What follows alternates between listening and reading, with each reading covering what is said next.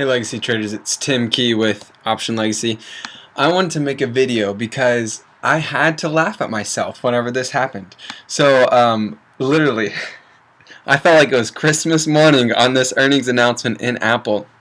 I thought I was going to double my money in just a few days, but I woke up at 6:30 in the morning on the West Coast at the open of the market for here on this Friday, the 3rd of November, and I waited eagerly, anticipating the big move of Apple. And mind you, it did move.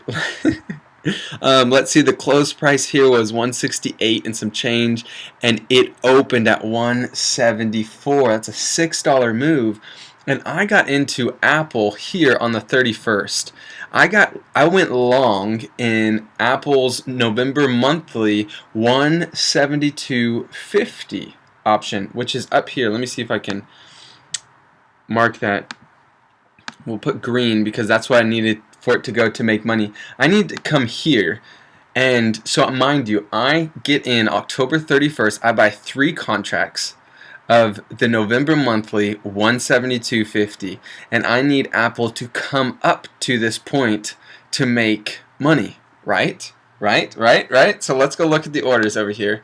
You'll see last 5 days. Don't mind this bottom one. It was a credit spread I did.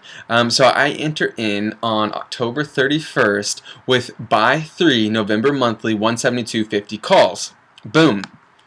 And then on Christmas Day, Apple announced earnings back here on Thursday after the market closed. So it left the reaction time to be on Friday morning once the market opens. And I'm watching Apple after markets, I'm reading articles, and I'm thinking that I'm expecting a $5+ move, and this is what I'm looking at. Mind you, I'm somewhere here, and I'm thinking if I can get a $5 move, my option would go from 92 all the way up to 259. That's like a 3-time return on investment, and this is what I'm thinking. But the reason why I want to make this video is because I had to wildly laugh at myself. Because let's go look back at my orders and what I filled at. I bought 3 at $3.25. And I sold 3 at $3.40. So I got paid measly 35 bucks here. No, $15. I got paid $15 per contract in profit, mind you. Cool, but not $300 profit per contract. The reason why I make this video is because you would think in this big price movement in my direction, $6 move, that would be to my benefit. But what had happened is I was on the wrong side of implied volatility. I went long in this option, November monthly option of the 172.50, and it had about a 70% volatility, implied volatility for the option that I went in. Then let's go look at the implied volatility currently of the 172.50. 172.50. Look, it drops all the way down to 19%. So it moved, implied volatility gapped or crushed against me by, we'll say, 50%. So even though the stock moved $6 in my direction, whenever I went long with the 3 options on October 31st, back here on this day, and I need to come up to 172.50 for my option, my long call to come in the money, it did gap up at $6, and I caught it right as the market opened. So right at there, at that $74 range, I think it was like $73.80, $173.80 is what I sold at.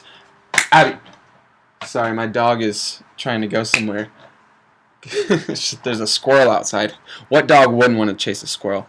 So this stock gapped up $6, what you would think in my favor. However, implied volatility of my option dropped down by 50%. And what happened is that took all of the price movement price movement value out of my option, because the implied volatility, which represents supply and demand, rapidly crushed.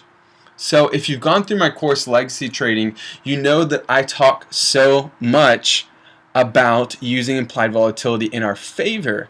In this case, I couldn't help. Whenever that happened and literally the market opened and it gapped up $6 and my position only climbed by $15 a share, or by an option contract, my jaw hit the ground. And then I just went back to sleep, and I giggled my way all the way back to sleep because it was 6:30 in the morning and I wanted some few more hours of sleep.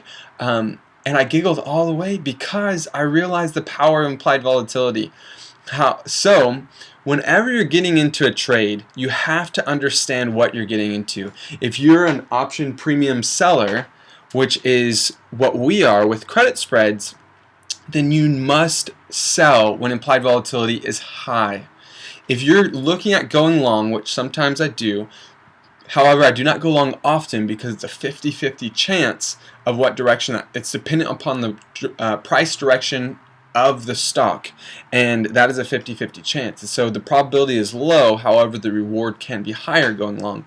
And so I went long into Apple with a 70, I want to say it was a 70 plus implied volatility. Then Apple moves in my favor by $6, but yet the implied volatility crushed, and my contract only raised up in value by $15 a contract because I was on the wrong side of implied volatility. So I just wanted to share with you guys that, hey, whenever you're getting into trades, you must look at implied volatility, because even if the trade goes in your favor as far as price directional movement, implied volatility can steal all of that thunder, and you might find yourself laughing yourself back to sleep or possibly crying yourself throughout the rest of the day. So guys, look at implied volatility. It's powerful. It's powerful. It's powerful. It's powerful. Never underestimate the power of implied volatility, and you must position your trades to be on the right side of implied volatility. Alright guys, till next time.